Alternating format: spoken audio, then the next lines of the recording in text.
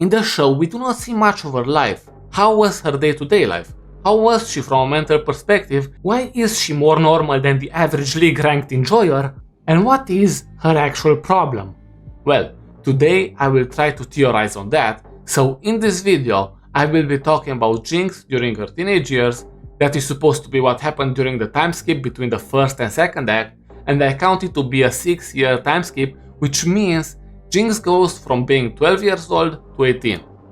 For this, I want to draw a parallel between Jinx and Samurai Jack. For those of you who don't know anything about Samurai Jack, he is a character written by Genndy Tartakovsky, and his story revolves around killing the ultimate evil named Aku. His entire life was a preparation for this fight, armed with a sword, the one weapon which can destroy the evil. The ultimate battle begins. After a hard-fought battle, Jack gets the upper hand, but Aku, with his fleeting power, creates a portal and throws him into the future. And the show presents us Jack's journey of trying to return back to the past for the first 4 seasons. But in the 5th season, we see that 50 years have passed, and Jack is still in the future. He let himself go from the strict samurai he once was. He grew a beard, he started wearing armor, he started driving a motorcycle, and he started using guns, which are absolutely not his identity. We get to see the struggle he goes through when we see his hallucinations, and when he starts talking to himself, and all of that was happening because of a traumatic event, which was the loss of his sword. I said all of this because I see Jinx to be very similar to him. One traumatic event which destroyed her exactly like him. She lost everyone close to her, he lost his sword and his people. She lost her identity, he lost the samurai within him. She started having bad thoughts, he was contemplating seppuku. She started seeing and hearing things, he was tormented by his failure. She was thinking about Vi to keep raising herself up. He was thinking about his father to keep fighting. One more thing they both have, it is someone who believes in them. Silco wanted to harm Powder, but in the end, he was the only one who believed in her.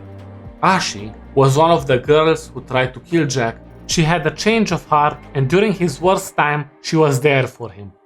Samurai Jack suffers from PTSD and depression, and going from all of this back to Jinx, I believe she might suffer from the same thing. Obviously, I'm not a doctor, and it would be impossible to diagnose someone after a few scenes, and you shouldn't do it, especially because many symptoms are shared between mental problems. So even if now I think she might suffer only from PTSD and depression, she might also have something else. One more thing that is important to mention from my personal research, watching over 30 people talking about their experience living with schizophrenia or borderline personality disorder. I believe living with any of these would be impossible without medical treatment, and this was only solidified by doctors I listened to or articles I've read. And I do not think Singed is the typical doctor to treat her of anything. You might think to yourself, these are 2 different shows, why would I compare the characters? It is important to also note that even though these characters are part of different shows, they are written as humans with human problems, and they both share a lot of mental struggles. Jinx, however, copes with her mental struggles by playing a character, and we see her trying to be consistent even if she is by herself, but in some occasions she breaks character. I would say that it is something she does as a teenager as well, but Silco is there to give her value, and not like an object, but behaving to her in a trusting manner, like she doesn't have mental problems, by giving her tasks or things to do, and this is something that works with people who struggle with other problems. Appreciating people who face problems for the little things they do makes them feel valuable.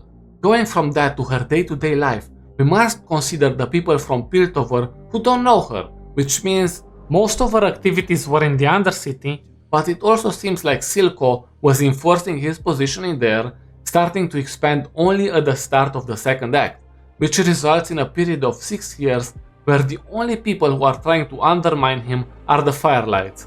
And if he is trying to expand, it means everything is stable enough to do that. In conclusion, besides the day-to-day problems they faced as the Undercity, I would say Jinx, during her teenage years, had the potential to live a much more normal life than you would think.